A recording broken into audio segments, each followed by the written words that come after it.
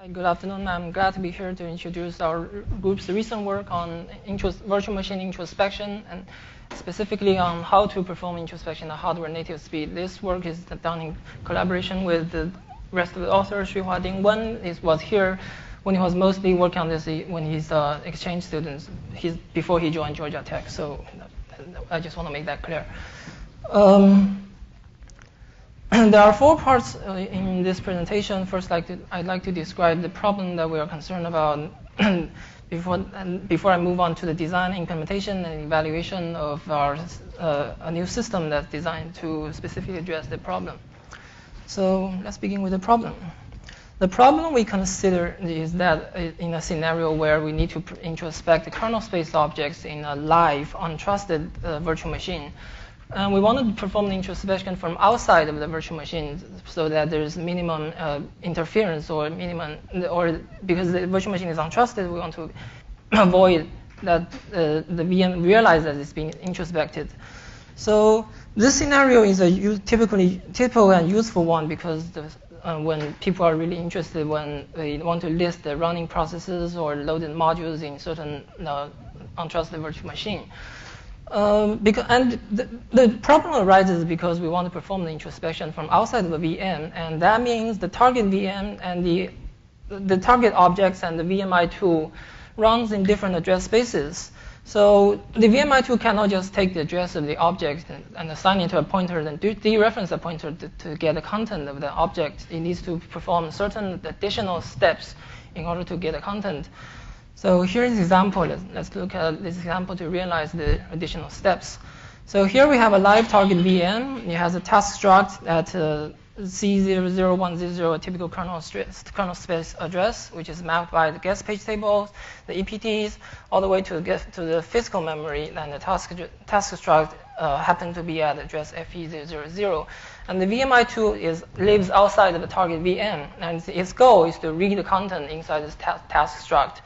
So initially, the VMI2 has the prior knowledge of where the task struct really lives.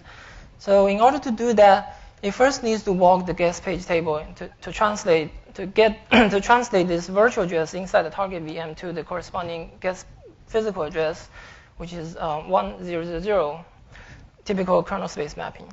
And next, because it's in a virtual machine, so the GPA needs to be further translated by walking the extended page tables of the target VM to get the host physical address, which is addressing the physical memory, which is the one that's the same as the address at the bottom, which is FE000. So once the VMI2 got this address, it knows where the memory needs to read. So in the last step, it generates a pointer that maps to the address and read the content through that pointer. So we see in this process that walking page table by software lies at the heart of this style of VMI approach. And the observation is that this is really slow operations compared to the native address translation performed by the hardware MMU, largely because it involves a large number of loads from memory, because page table is a multi-level hierarchy data structure, and walking these page tables really involves a large number of memory loads. We conducted an experiment to evaluate how slow this software-based page table walk really is. We use a kernel thread inside the target VM to periodically modify one task cred pointer, which is the credential of one process, to point to another fake object. Then we closely monitor the value of this pointer by reading it repeatedly from outside the VM by using a conventional tool, a VMI2. So the experiment simply shows that the reading the memory from outside the VM cannot keep up with the frequent transient guest state changes. So typically the read from the outside is performed for tens of rounds before it actually catch the modified value. So it's slow. However, it turned out that slowness of software-based page table walk is more than just a performance issue. It has security impacts.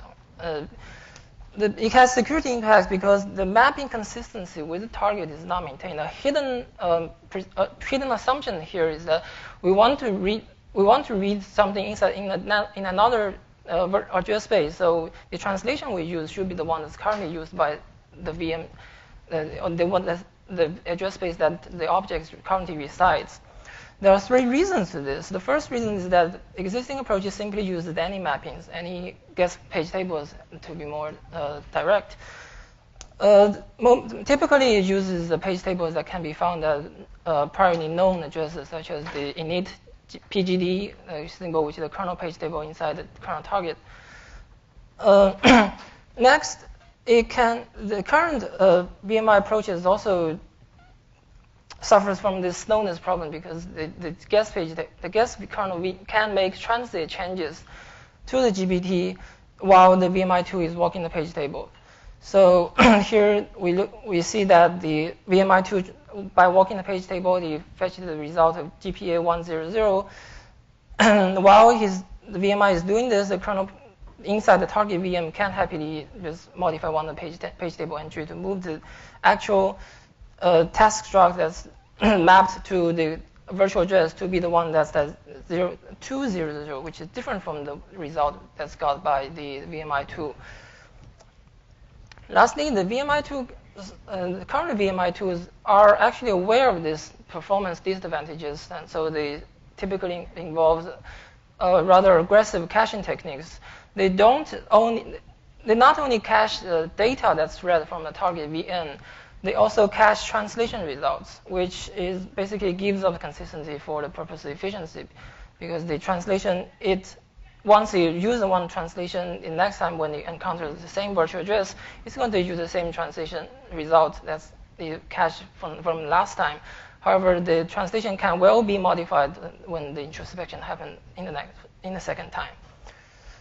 So this is the main issue that main problem that we set out to solve, and the solution we come up with is mainly a special execution environment called Immersive execution environment.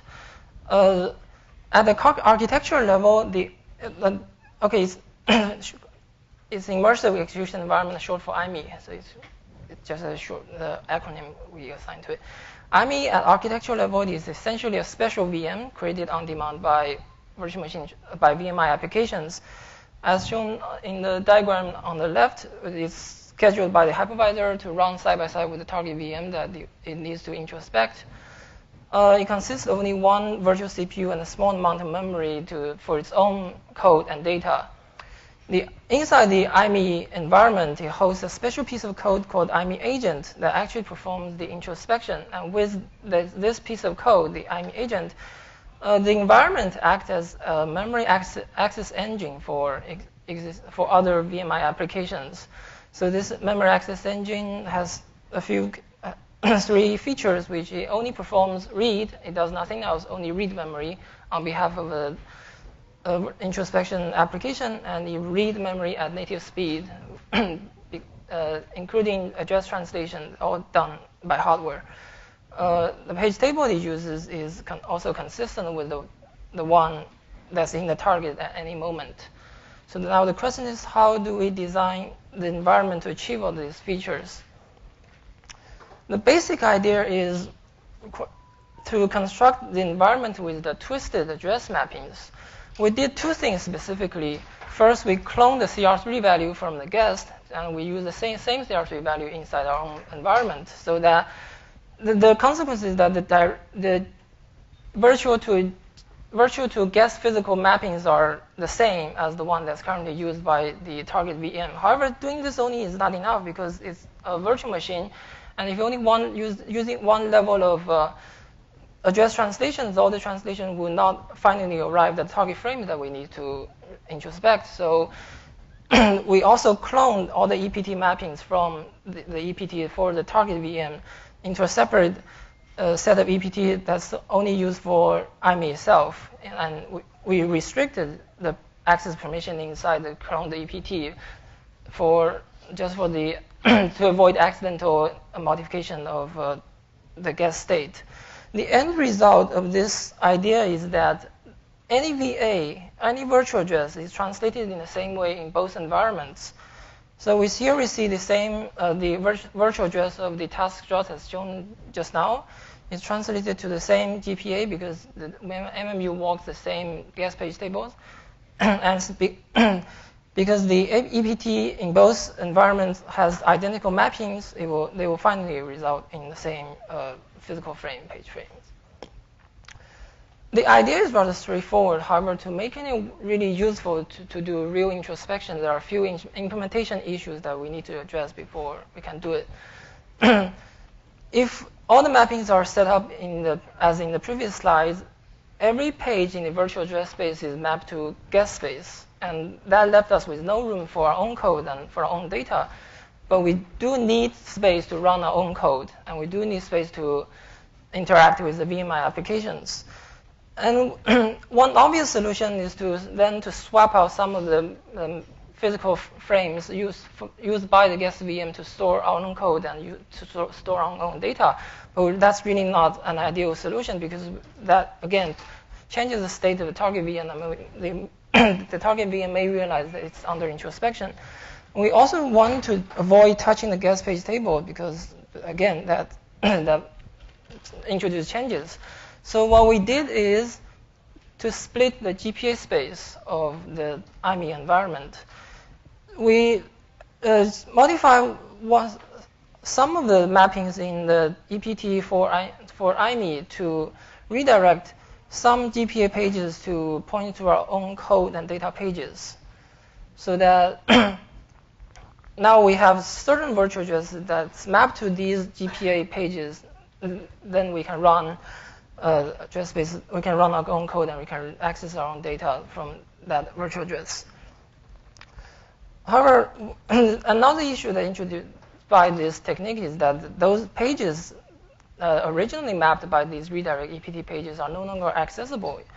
So an ideal solution should minimize the number of redirect pages in the IME EPT. That brings us to the final, the internal design of the IME environment. We decided to introduce two address spaces in the IME. The one on the left is called local address space, and it's solely used for the IME agent to interact with the VMI application. The design idea is implemented in the target address space, which is which is shown also in the figure. Introspection is only performed in the target address space, and which means reading guest memory is only done in the target address space. The local address space is only for the IME agent to return results to the VMI application. So let's take a closer look at both address spaces. First, the target address space. I have just introduced the idea that the target address space, the GPA space, is split by the EPT in the target address space.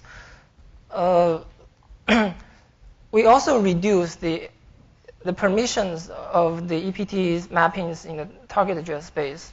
So those GPAs that's mapped to the target frames are mapped to its read-only permission because that's really the only permission needed by if we want to perform introspection.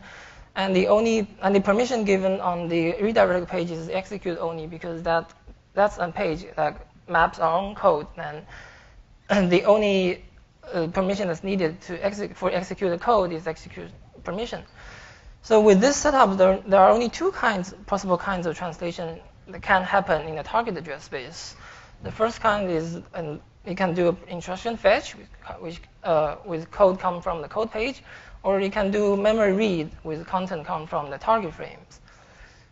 Here's an example. So suppose we have an introspection instruction at address BFF0, and its purpose is to read content from the address 100 into the EX register.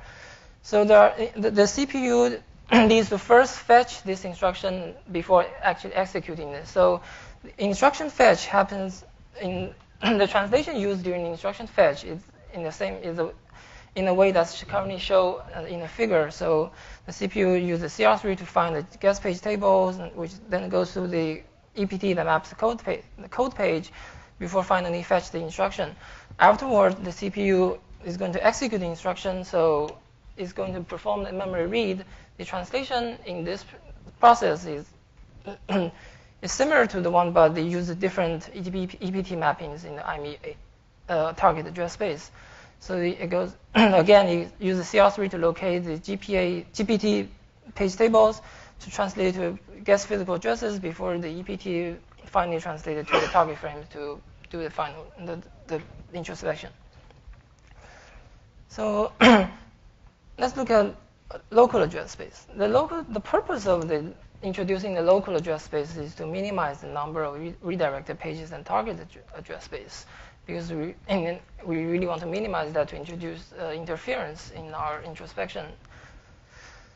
So in addition to in this address space, in addition to code page, there's one more page that's used to hold our data that's mapped in.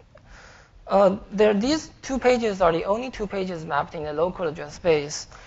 And we set up the local address space in a way that all virtual pages except one, are mapped to the code page, and the rest page is mapped to the data page.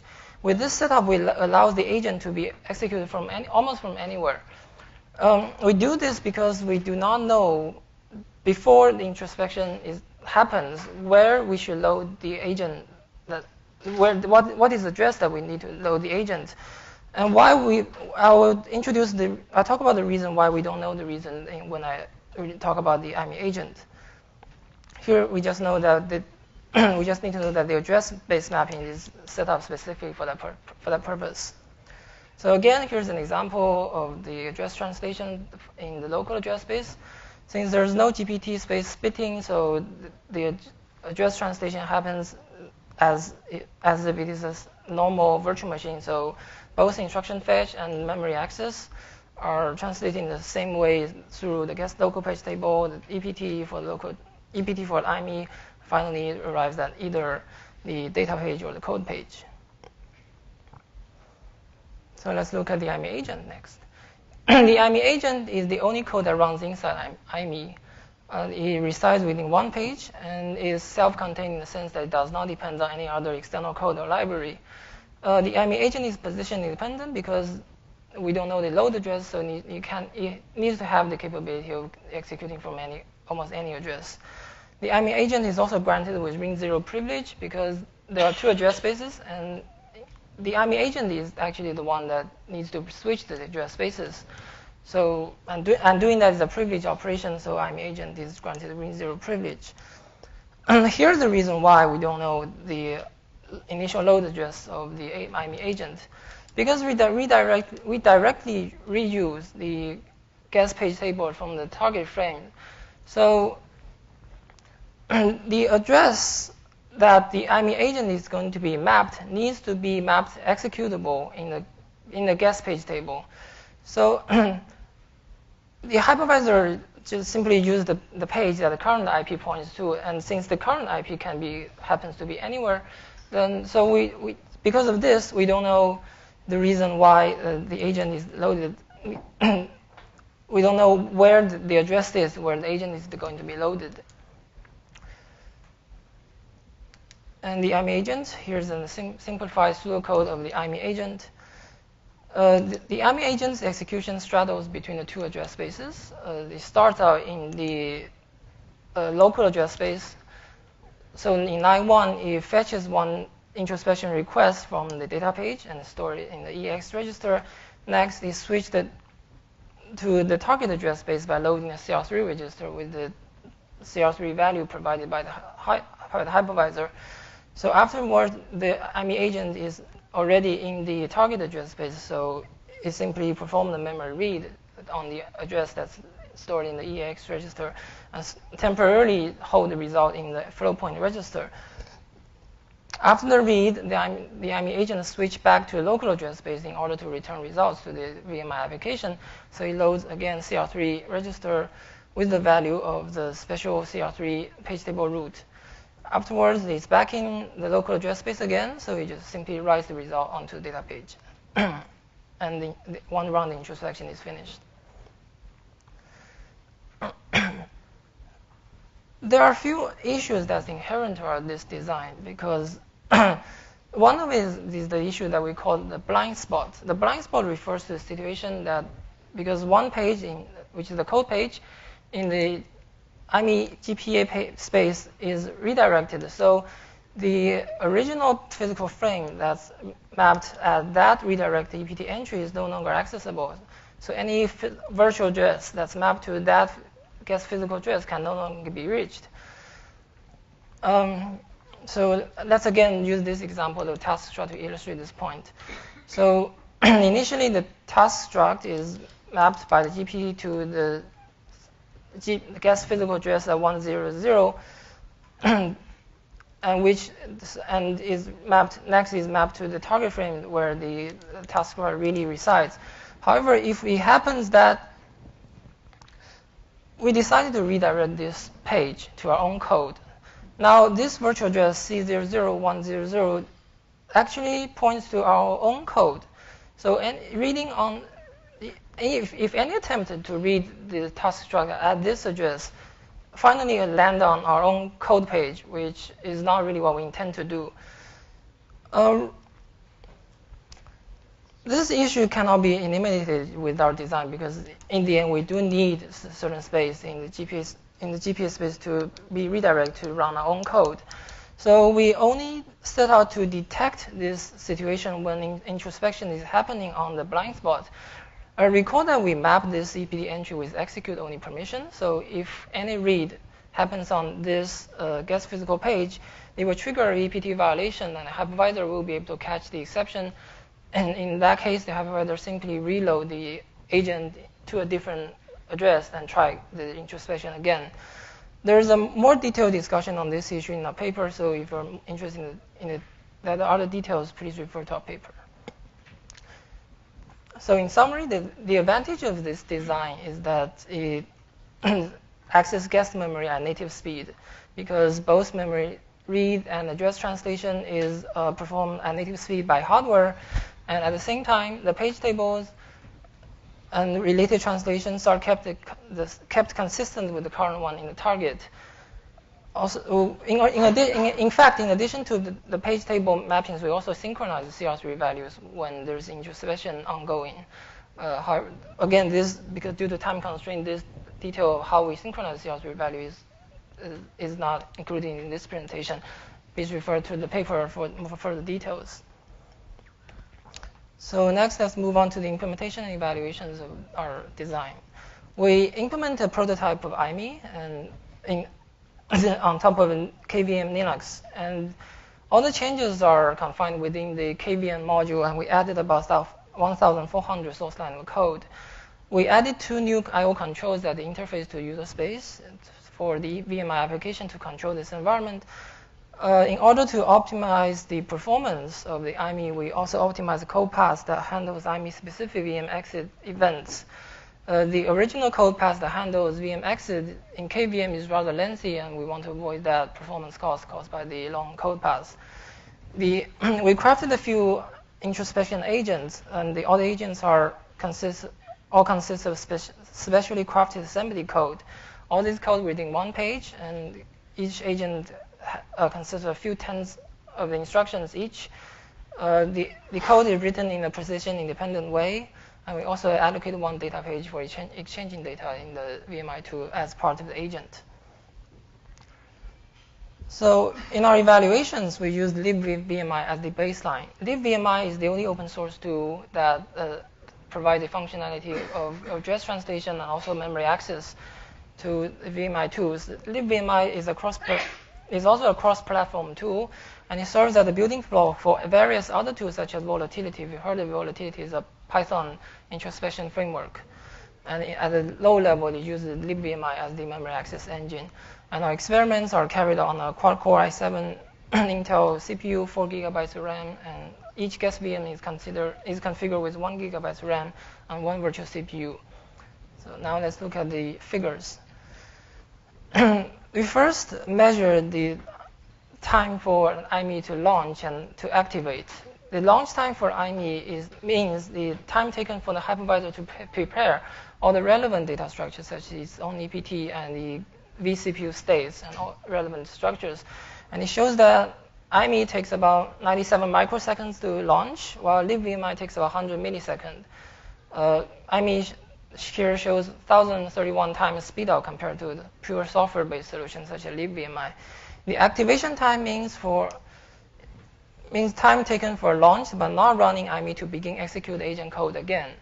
And the IME takes 3.2 microseconds, which is rather short. libvmi does not have this concept of activation time, so we did not measure it. Next, we measure the time taken for the IME to read a number of bytes from the target. In this experiment, the libvmi's translation cache is on and data cache is off for fair comparison. Here we show the IME consistently shows tens of times speed up compared to libvmi for different size of bytes that are fetched from the guest. In the best case, IME shows like 50 times faster than libvmi solutions. Next, to evaluate the applicability of our design, we come up with a few tools that correspond to a typical scenario in kernel space introspection. These tools dumps relevant data from the guest kernel space, such as the system call table or various information about processes in the target VM. And the evaluation, again, shows that we run these tools on the 4 environments on IME natively in the kernel, and we also tested libvmi on both KVM and on Zen. In this experiment, IME shows comparable results to the functional equivalent kernel module lives inside the kernel, and it shows again shows consistently as good as like 300 times the speed up compared to libvmi, which is a pure software-only solution. Virtual machine introspection is mainly used in a cloud environment. So in order for us to come up with a realistic solution, we also tested the scenario that to how much time it takes for the IME and libvmi to scan multiple VMs. In this experiment, we set up 4 VMs and measure time to scan every VM, the total time, also the time to switch scan targets. Again, here the IME shows thousands of times speed up compared to libvmi. Especially in the switching target VM test benchmark, it shows it takes as little as 4.4 microseconds because the state that, due to its a hardware-based solution, the state during each target switch the IME needs to replace is really minimum compared to the software solution that libvmi needs to reset a few of quite large number of memory states. So in conclusion, IME is a novel memory access engine for out-of-VM introspection application that targets live VM. Based on hardware virtualization, IME shows a remarkable speed up compared to existing software-based approaches. IME also maintains mapping consistency during the introspection sessions. So we think that complemented by its high speed, IME is suitable for security-sensitive VM applications. And that's the end of my presentation. Any questions?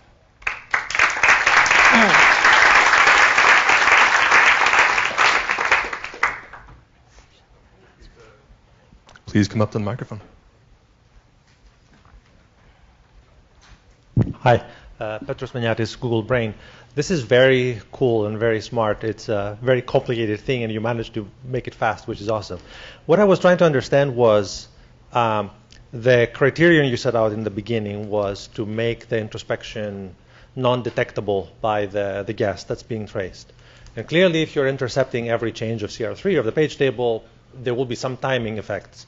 But with what you're doing, you end up with, if you have a lot of VMs, a lot of IMEs in there, or is it one doing all of the tracing for if you have multiple guests? In our experiments, we're using only one instance of IME. Yeah.